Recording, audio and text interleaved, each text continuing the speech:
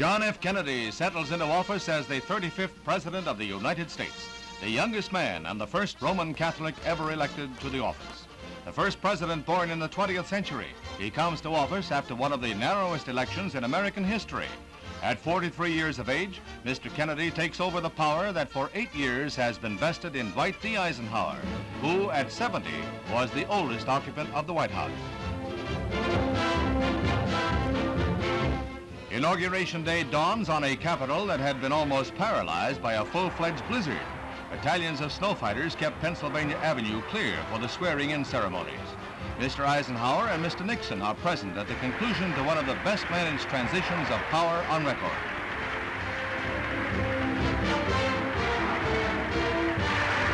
Despite sub-freezing temperatures, hundreds of thousands watched the ceremonies in front of the Capitol as the new President and Vice President Lyndon Johnson assume office. Slippery streets and snarled traffic cause a delay in the swearing-in ceremonies, a delay which the President and his predecessor pass in serious conversation. Then Lyndon Baines Johnson is sworn in as Vice President by fellow Texan, Speaker of the House Sam Rayburn.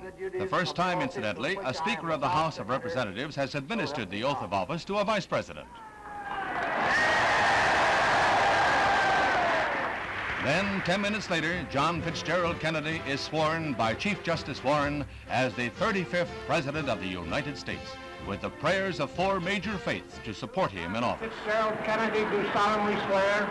I, John Fitzgerald Kennedy, do solemnly swear. That you will faithfully execute the office of President of the United States. That I will faithfully execute the office of President of the United States. And will, to the best of your ability, and will, to the best of my ability, preserve, protect, and defend the Constitution of the United States. Preserve, protect, and defend the Constitution of the United States. So help you God. So help me God.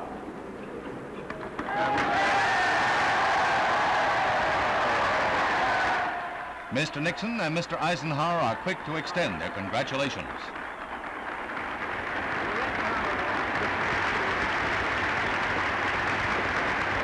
President Kennedy's speech is brief and stirring.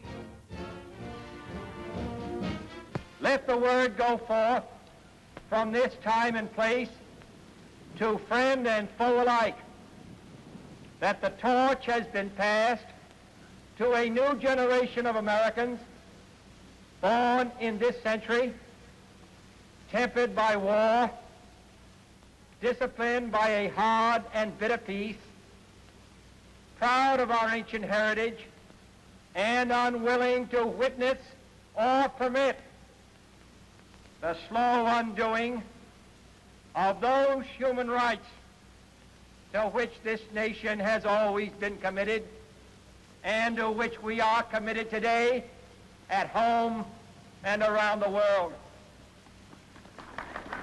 A significant portion is addressed to Latin America. To our sister republics south of our border, we offer a special pledge to convert our good words into good deeds, in a new alliance for progress, to assist free men and free governments in casting off the chains of poverty. But this peaceful revolution of hope cannot become the prey of hostile powers.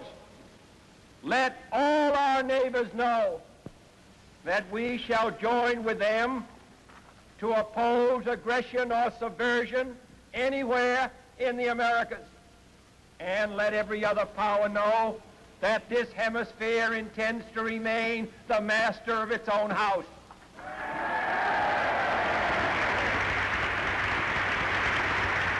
About a half hour behind schedule, the official party lunches in the Capitol, where the others chat as Mr. Kennedy's meal is interrupted to sign the papers formally nominating his cabinet.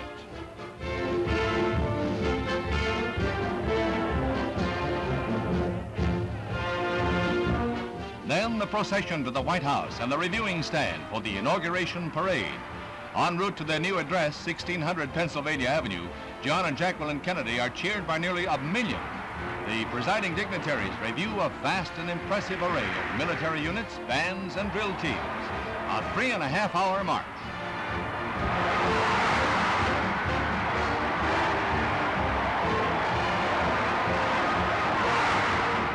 Hit of the parade, a replica of a Navy PT boat, like that commanded by President Kennedy in the Pacific in World War II, with most of his crew on hand.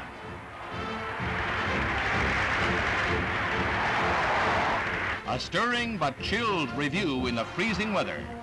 That night, things warm up. After a brief rest, President Kennedy and the First Lady venture from the White House to attend a round of no less than 5 gala inaugural balls.